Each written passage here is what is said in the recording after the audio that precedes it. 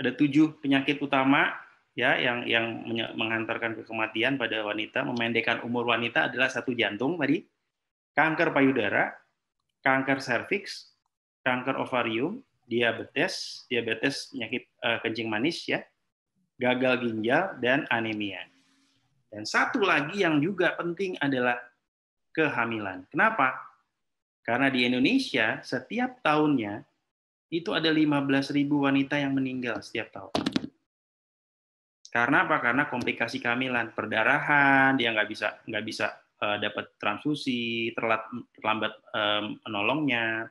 Karena bayangin dia lahirnya di dusun, padahal dia harus operasi, misalnya perjalanannya jauh dari gunung, misalnya ya, yang kayak gitu-gitu banyak sekali terjadi di daerah, dan itu kejadiannya cukup tinggi, 15.000 wanita per tahun. Gitu. Jadi ini juga ancaman yang khas pada perempuan. So, jadi kalau kita lihat masing-masing fase tadi, kita bisa lakukan apa sih usaha yang kita bisa kerjakan yang saat ini ada untuk mencegah itu terjadi, gitu ya. Misalnya pada saat bayi, contoh tadi kematian kan bisa karena TBC, ya itu kita sudah punya. Kita lakukan imunisasi, kita lakukan vaksinasi untuk flu misalnya, untuk hepatitis. Ini makanya penting sekali untuk terus menggalakkan imunisasi dan vaksinasi pada bayi. Banyak sekali komunitas-komunitas yang sekarang mulai dulu ada dengan anti-vax misalnya. Mudah-mudahan dengan COVID ini orang makin dibukakan ya, bahwa penting sekali dilakukan vaksinasi itu. Itu yang kita berharap gerakan-gerakan itu udah nggak zaman lagi lah gitu. Nah kemudian vaksin HPV. Ya, ini juga penting banget bisa kita kerjakan sebelum seorang wanita itu aktif seksual. Kenapa? Karena virus HPV itu tersering adalah melalui hubungan seksual.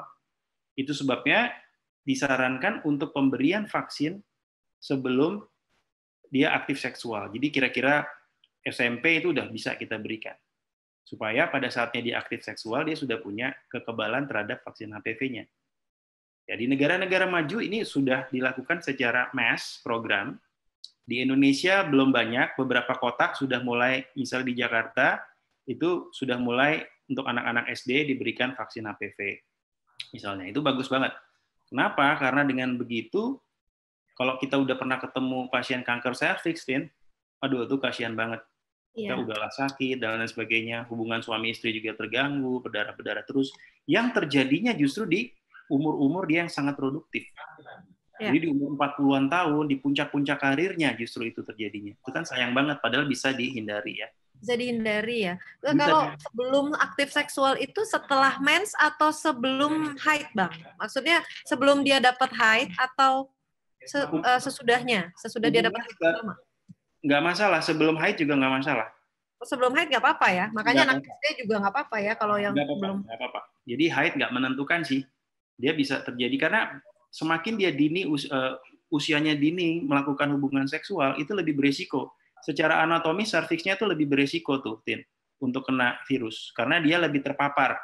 Kemudian keasaman vaginanya juga belum ready.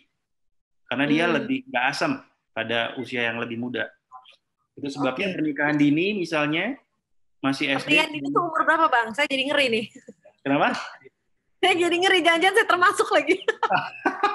Ya. Pernikahan dini umur berapa, Bang?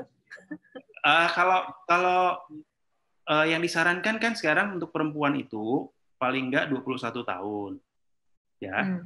Kalau untuk laki-laki 25 tahun. Itu nggak cuma secara fisikal sih. Kalau secara fisikal mungkin setelah dia sudah menars, itu udah mulai ada, setelah mens, dia udah mulai ada perubahan keasaman vaginanya. Tapi juga penting kita untuk dia bisa melahirkan, misalnya hamil dan melahirkan kan juga ada bentuk panggulnya yang harus berkembang dulu, kesiapan mental dia untuk merawat bayi, ya itu banyak sekali itu yang harus disiapkan sebelum dia hamil sebenarnya gitu. Jadi mungkin umur 21 juga nggak jadi patokan banget, karena ada orang yang sampai umur 21 juga belum dewasa mental, ada juga, ya kan? Walaupun secara fisik dia udah siap. Tapi ada yang 18 misalnya, tapi dia sudah siap segalanya, ya mungkin aja. Tapi kira-kira patokannya sekitar 20 tahun sih. Oke. Untuk perempuan, ini ya. kan HPV vaksin ini di Indonesia kan baru ya Bang ya. Makanya maksudnya dia belum bisa masuk karena harganya kan waktu pertama kali masuk tuh iya, ya masih lumayan mahal ya. Lumayan mahal gitu. Benar.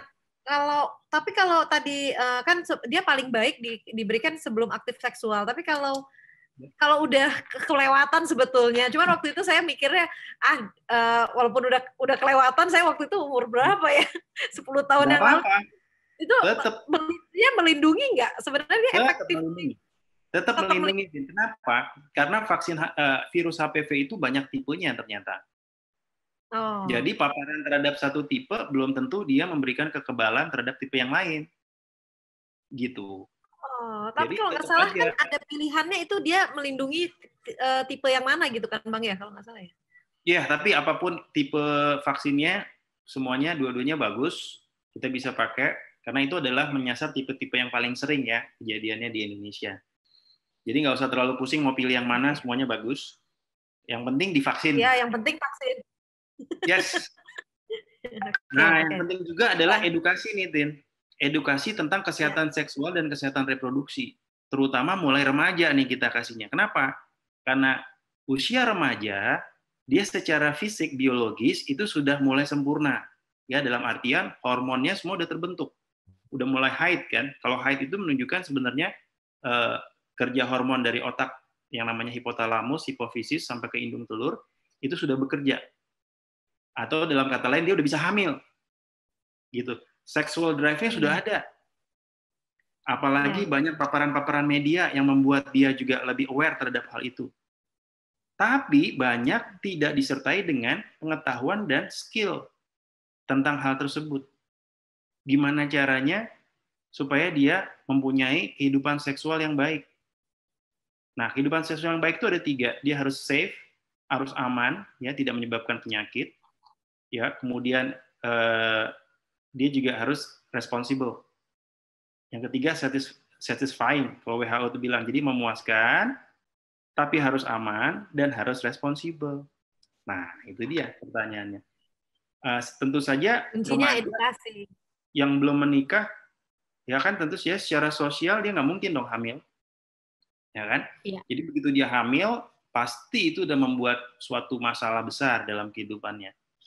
Dan itu bagaimana caranya dia supaya tidak hamil, ya mulai dari bagaimana melakukan abstinence, yang sederhana deh, misalnya pacarnya ngajakin dia ML gitu, gimana cara menolak temennya untuk itu aja nggak semua remaja tahu tuh.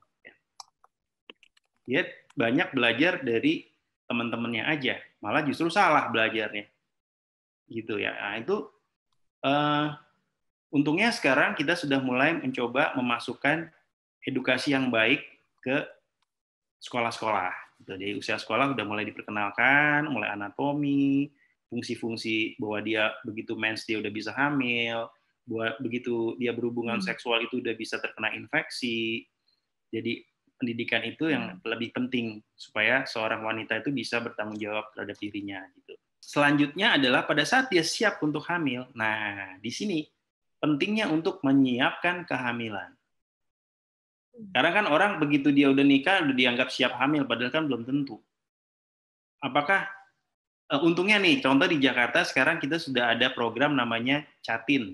Jadi sebelum hamil dia harus punya sertifikat calon pengantin. Dia harus lolos pemeriksaan kesehatan. Jadi nggak boleh ada kencing manis, nggak boleh ada HIV, nggak boleh ada hepatitis B, itu dicek dulu tuh. Bagus kan? Karena banyak kejadian dia misalnya TBC berat, paru-parunya udah nggak berfungsi, hamil. Nggak ketahuan kalau dia punya TBC berat. Bayangin, hamil itu suatu keadaan yang berat loh. Ya, stres test buat seorang wanita. Kalau dia bisa melalui kehamilan dengan baik, berarti tubuhnya sebenarnya sehat. Maka zaman dulu udah kayak orang perang gitu. Ya lagi orang perang, meninggal karena hamil dan bersalin dianggap biasa gitu. Nah, ini sekarang orang main hamil aja kan, nikah udah hamil aja langsung deh. Emang kita mau pengen cepetan punya anak gitu. Nggak pernah periksa dia ibunya udah siap belum. Ternyata HB-nya 7, anemia berat. Anemia berat. Iya, ternyata misalnya pasien masih obes banget, gula darahnya tinggi. Apa yang terjadi? Itulah yang terjadi komplikasi-komplikasi kehamilan sampai kematian tentu saja ya. Kenapa? Karena kehamilannya tidak disiapkan. Jadi message-nya adalah semua wanita karena adalah merupakan suatu kodrat wanita untuk hamil dan melahirkan, maka fase kehidupan itu harus disiapkan. Itu message-nya. Selain itu juga pasca melahirkan ini ada fase breastfeeding, menyusui. Ini juga dibutuhkan skill, pengetahuan yang cukup bagaimana cara melakukan menyusui yang baik, ya. Dan satu lagi adalah kontrasepsi setelah itu. Jangan lupa untuk menjarangkan kehamilan, memberi kesempatan untuk ibunya kembali ke state yang sehat dulu. Ya, itu membutuhkan waktu. Karena selama hamil itu banyak sekali terjadi perubahan. Tekanan darahnya, berat badannya, komposisi tubuhnya, fungsi ginjalnya, fungsi jantungnya, itu semua harus dibalikin normal dulu. Itu sebabnya pemerintah mobil turun mesin ya Bang ya? Iya. Kayak mobil turun mesin. Benar. Itu sebabnya pemerintah menyarankan jaraknya itu 2-4 tahun, Tin. Selain untuk ibunya, anaknya juga mendapatkan nutrisi yang cukup, stimulus yang cukup, pemantauan tumbuh kembangnya udah cukup, baru dia kita berpikir untuk anak berikutnya gitu. Nggak langsung aja deh, mumpung nih biar capek sekalian kan suka banyak gitu tuh pasien. Masih gemuk udah hajar lagi dong, satu lagi. Hah? Kejar tayang gitu. Ya. Biar capeknya sekalian. Ya capeknya sekalian, ada yang ngomong gitu ya. Oke, jadi itu tadi sampai remaja dan persiapan hamil ya. Jadi umur 20-an dia udah mau siap-siap hamil, apa yang bisa kita kerjakan? Namanya persiapan kehamilan. Ada yang namanya preconception care. Jadi periksalah diri sebelum hamil. Apakah kita sudah siap untuk menjalani kehamilan? Nah, yang buat punya anak-anak yang udah mau nikah-nikah tuh harus tuh ya premarital harus disiapkan. Nah, kemudian juga remaja perlu tadi edukasi salah satunya tentang kemungkinan ada infeksi menular seksual kalau dia berhubungan seksual. Dan yang paling penting adalah HIV. Selain HPV tadi ya. Juga kita jelaskan mengenai infeksi yang lain selain HIV, HPV, juga ada chlamydia, gonorea. Itu semua bisa berdampak panjang tuh dalam kehidupan selanjutnya. Kejadian yang pada remaja, kemudian dia kejadian masalahnya timbul belakangan, dia nggak bisa hamil, organ-organ di dalamnya itu tidak bisa dipakai lagi untuk kehamilan karena sudah rusak, dan kejadiannya itu pada remaja, sebelum dia menikah misalnya, karena ada infeksi menular seksual ini penting. Nah, kemudian juga ada tentang depresi tadi nih, screening untuk depresi dan KDRT nih, Den, domestic violence. Ya, ini juga perlu kita sadari, jangan biarkan KDRT itu dia berarti perlu bantuan domestic violence tanpa kita sadari.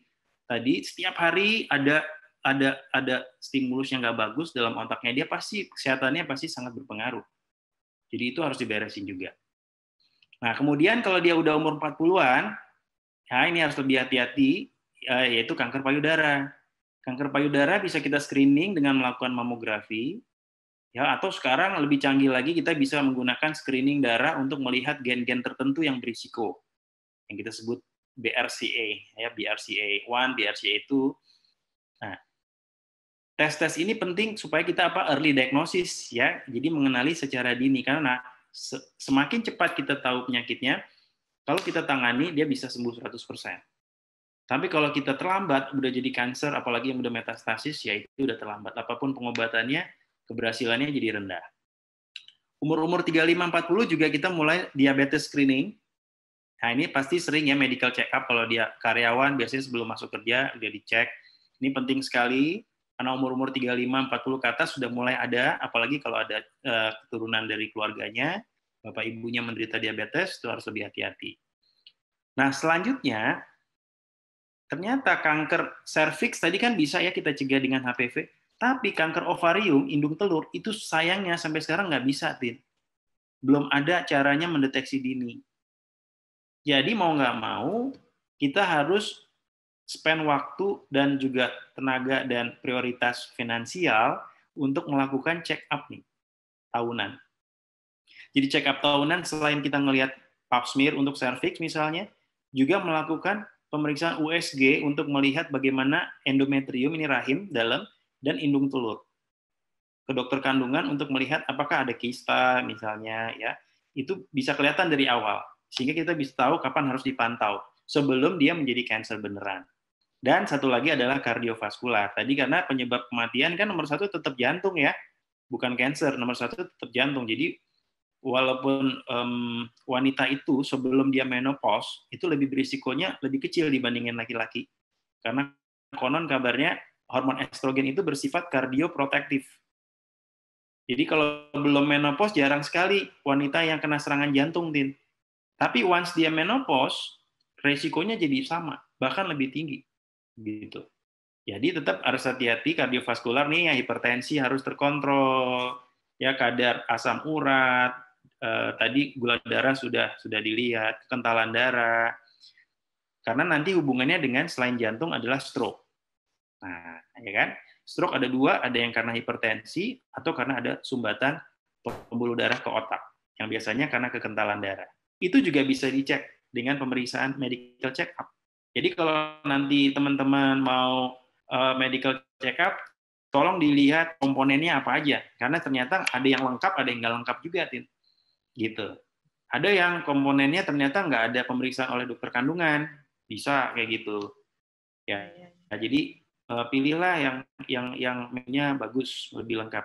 Dan nanti kalau sudah menopause juga lebih sering terjadi namanya urinary incontinence. Incontinence itu nggak bisa nahan pipis, Din. Jadi tiba-tiba dia batuk, keluar kencing. Gitu. Bahasa umumnya beser, Bang. Beser. Ya. Nah, itu juga bisa diobati, dan ternyata itu bisa kita benerin gitu.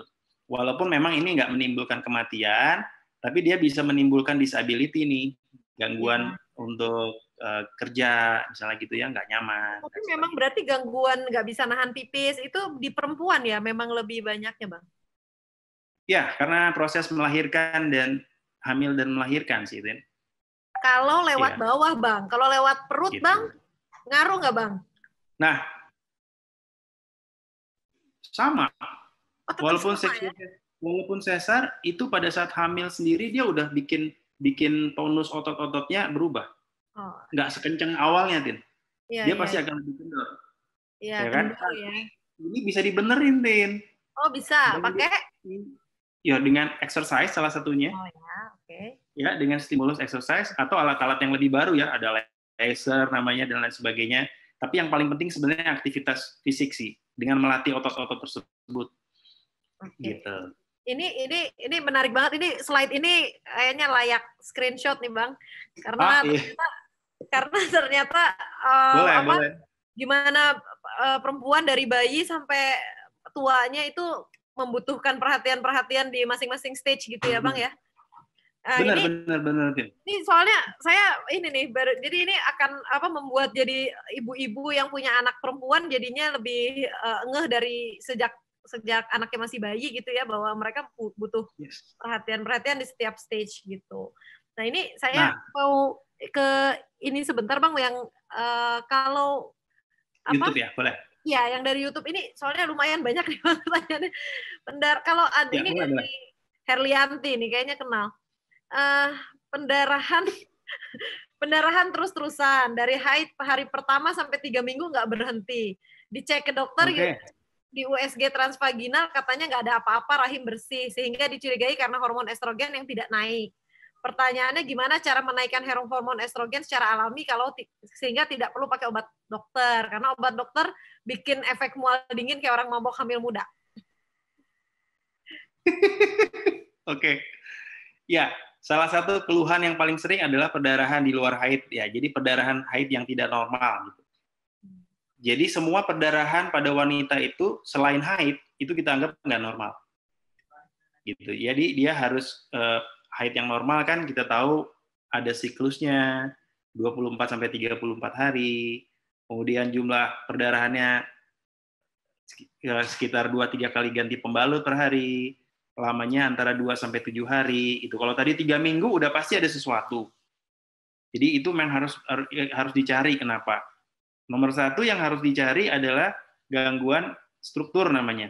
Jadi secara anatomi ada masalah, misalnya di serviksnya ada kanker serviks misalnya, atau ada polip di serviks mulut rahimnya, atau kita lebih masuk lagi ke dalam di rongga rahimnya, itu mungkin di situ ada endometrium yang lebih tebal misalnya, atau ada miom di dalamnya, itu semua bisa bikin perdarahan yang nggak normal. Makanya udah benar dilakukan pemeriksaan USG untuk melihat ada nggak kelainan struktur. Nah, kalau tidak ada kelainan struktur, belum tentu beneran nggak ada kelainan struktur. Kenapa? Karena ada yang namanya mikropolip, polip yang kecil-kecil yang nggak kelihatan dengan USG. Ada lagi pemeriksaan yang lebih detail, kita sebut histeroskopi. Jadi masuk kamera kecil ke dalam rongga rahim dan melihat lebih detail lagi ke dalam di situ. Jadi silakan cari dokter-dokter yang bisa melakukan histeroskopi namanya untuk memastikan bahwa memang benar-benar tidak ada kelainan struktural. Kalau itu tidak ada kelainan struktural, baru kita bisa menyimpulkan bahwa ini mungkin gangguannya adalah di hormonal tadi. Nah, kalau hormonal banyak sekali kemungkinan penyebabnya, mulai dari kegemukan misalnya, ya kegemukan kenapa? Karena lemak di bawah kulit itu menghasilkan estrogen justru. Estrogen inilah yang membuat endometrium itu tumbuh lebih tebal, mengganggu siklus haid yang jadi tidak teratur. Yang kita pernah, mungkin teman-teman pernah dengar ada yang namanya PCOS, PCO gitu ya, yang biasanya memang disertai dengan gemuk. Nah, itu jadi haidnya jadi terganggu, ada yang 3 bulan sekali, 6 bulan sekali. Gitu. Tapi umumnya kalau haidnya banyak, kita harus cari dulu yang struktural sih. Cari dulu yang struktural. Oke. Jadi menemukan dokter yang tepat itu penting ya, Bang ya, berarti ya. Yes, betul. Ya, betul. Dan apakah kita tuh sebagai orang awam tahu ya, ini dokter ini punya kali itu ditunjukin dalam gelarnya atau enggak sih, Bang? Atau emang kita harus cari tahu informasi dulu? Iya, cari teman yang dokter aja kali ya. Tanya ke teman dokter. Tanya Abang aja kalau saya sih. Iya, ya. Biasanya dokter agak lebih ngerti karena kita kan tahu dokter A, dokter B itu dia kekhususannya apa sih gitu ya, keunggulannya apa, itu kita bisa lebih ngerti sih. Jadi salah satu cara yang paling gampang tanya temen aja. Ya, tanya ya. temen yang Jadi dokter. rekomendasi ya. Rekomendasi temen yang dokter. Karena dokter kandungan juga kan ada banyak ya spesialisasinya, nggak semuanya sama. Ada yang khusus menangani kehamilan, ada yang khusus menangani tumor, ada yang khusus menangani infertilitas, gitu. Beda-beda sih memang. Oke. Silakan Bang, kalau ada yang masih mau dilanjutkan. Ya, saya kira sih udah tinggal terakhir nih, Tin. Ya. Jadi ini semuanya tadi menjelaskan satu message yang saya ingin sampaikan adalah begini, Tin, bahwa kalau seseorang itu hamil, seorang wanita hamil, sebenarnya dia sedang menyiapkan generasi anaknya, dan juga sampai cucunya. Wah, itu menarik loh. Ya, kenapa? Coba lihat yang di atas ini kan sama seperti tadi ya, siklus seorang wanita tadi ya. Kalau dia aktif, seksual, dia bisa hamil, melahirkan, postpartum. Nah, setelah lahir, neonatus, kita sebut neonatal atau infant, kemudian jadi anak, terus siklusnya berubah lagi. Nah, yang di bawah nih yang saya ingin highlight, di bawah ini adalah pendekatan life cycle pada kesehatan reproduksi secara umum. Bagaimana keadaan intrauterin pada saat lagi di dalam kandungan itu berpengaruh ujung-ujungnya terhadap kesehatan dia di usia yang nanti udah dewasa. Misalnya kanker payudara. Kanker payudara ada loh yang ternyata memang dia destiny-nya itu mulai pada saat dia lagi di dalam rahim. Ya ampun. Gitu. Penyakit jantung, stroke, itu ada yang destiny-nya memang pada saat dia di awal. Pada saat dia di dalam kandungan ibunya lah dia sudah terdestiny bahwa dia akan menjadi lebih gampang kena penyakit jantung misalnya. Kenapa? Karena dia berhubungan dengan perkembangan pembentukan jantungnya sendiri pada saat dia lagi di dalam kandungan. Ada kan yang namanya kelainan bawaan jantung, yang dari dalam kandungan sudah ada kelainan. Itulah pentingnya kenapa kehamilan ini harus direncanain, harus dipersiapkan gitu. Ya. Nah ini contohnya dia bisa berhubungan dengan usia mensnya, jadi bergantung pada saat dia pertumbuhan di dalam rahim atau pada saat masa kecilnya, kebutuhan makanannya ini lifetime adiposity ini maksudnya kadar lemak ya di dalam tubuhnya, ini berpengaruh. Sosioekonomi juga berpengaruh. Berhubungan dengan usia mens, berhubungan dengan fungsi kehamilan dan reproduksinya bagus apa enggak, berhubungan dengan usia menopausnya lebih dulu, lebih dini, atau ada yang 40 tahun sudah menopause misalnya. Kita tahu usia menopause memang lebih berisiko tadi kan, kardiovaskular jadi sama seperti laki-laki, karena estrogennya sudah rendah. Ya, ya, ya. Normalnya 50 tahun, ada yang 40 tahun dia udah menopause. Dan itu udah ditentukan saat dia di dalam kandungan juga. Kenapa? Karena sel-sel indung telurnya waktu di dalam kandungan jumlahnya sedikit, misalnya gitu. Ada yang gagal ginjal pada usia muda karena memang dia waktu di bayinya pembentukan organ ginjalnya lebih jelek, sel-sel ginjalnya lebih sedikit. Jadi kalau ada sesuatu yang merusak, misalnya ada batu ginjal, kalau orang normal mungkin nggak apa-apa, ya ini dia langsung gagal ginjal, harus cuci darah dan seterusnya. Itu yang tadi saya bilang namanya fetal origin adult disease nih. Penyakit pada orang dewasa yang ternyata asalnya itu udah dari fetus. Contohnya apa aja? Ini contohnya. Obesity. Banyak kan orang, dok, kok saya tuh makan dikit aja udah langsung gendut gitu. Teman saya makan banyak, kok dia nggak apa-apa sih, dok. Kadang-kadang cuma napas aja langsung gendut, Bang. Jadi, ternyata itu berpengaruhnya dari mana? Berpengaruhnya dari semua fungsi metabolik tubuhnya sejak dari lahir. Kalau kita trace ke belakang, mungkin dia waktu lahir pertama kali misalnya bisa prematur. Ya. Ternyata waktu lahir dia kecil banget. Ya di bayi-bayi yang lahir prematur, yang cuma 1 kilo, 1,5 kilo, itu dia beresiko nantinya malah justru jadi obesitas. Nah, itu menariknya di situ ya. Kelainan dislipidemia ini tadi kelainan lemak ya, lipid misalnya kolesterolnya tinggi dan lain sebagainya. Ini dislipidemia namanya. Ini saling berhubungan juga dengan obesity, hipertensi juga ada. Dia ditentukan dari awal, umur muda udah hipertensi, padahal dia pola hidupnya bagus dan sebagainya. Emang ditentukannya pada saat dari dalam rahim. Penyakit jantung, stroke, gagal ginjal, ini tadi yang kita bilang, gagal hati, kelainan-kelainan di paru-paru dan seterusnya sampai ke cancer.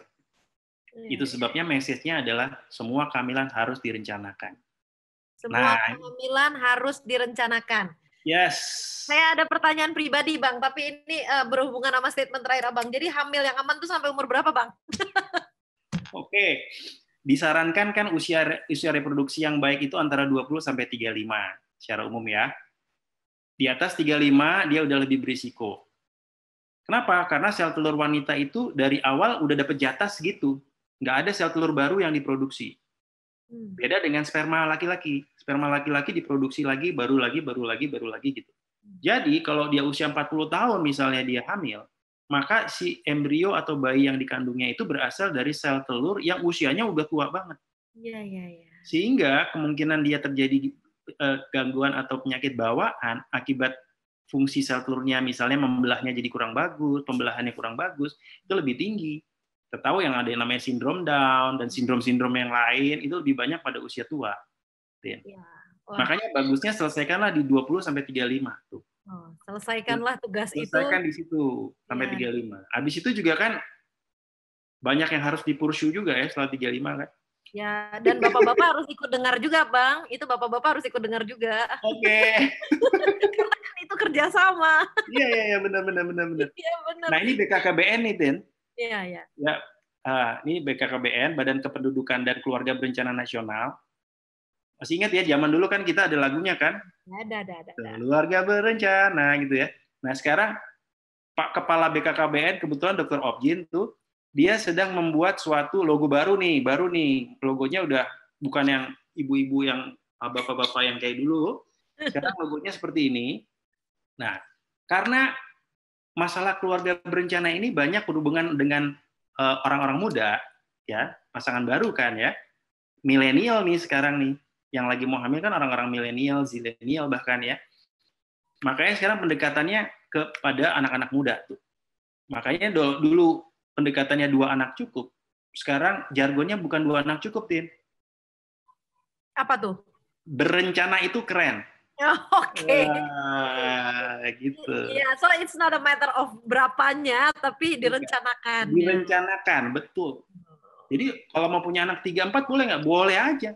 selama itu memang kamu sudah rencanakan dari segala macam sisi. Dari anak yang sebelumnya udah bagus pertumbuhannya, dari sisi ekonomi kamu siap untuk membuat anakmu nanti dapat nutrisi yang cukup, sekolah yang cukup, gitu. Oke, sip. Jadi bukan harus ada yang bilang menikah muda itu adalah jawaban. Wah, salah justru. Bukan usianya, tapi siap apa enggaknya. Siap atau enggak. Dan siapnya ternyata di sore ini kita dapat insight penting bahwa siapnya itu harus banyak yang harus disiapin ternyata. Nggak cuma siap. Selama ini kita mikirnya cuma siap secara fisik dan mental. Padahal secara fisiknya itu banyak gitu ternyata. Banyak. Ini insightful banget Bang Hebat. Ya, nggak berasa kita udah satu jam lebih, hampir 1,5 jam ngobrol. Tapi pertanyaan terus datang. Jadi mungkin harus. Ini message pentingnya itu sih, Din. Makanya di Indonesia, makanya terakhir, ya ini, kalau kita mau buat keluarga kita sehat, negara kita kuat, kita salah satu yang fokus penting adalah perempuannya.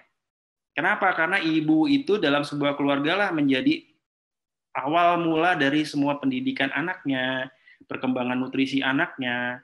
Kalau ibunya sehat, biasanya keluarganya juga sehat. Ibunya pinter, sehat, dia bisa mengurus keluarganya, biasanya keluarganya jadi keluarga sehat. Nah, keluarganya sehat, negara kita juga jadi kuat, jadi sehat.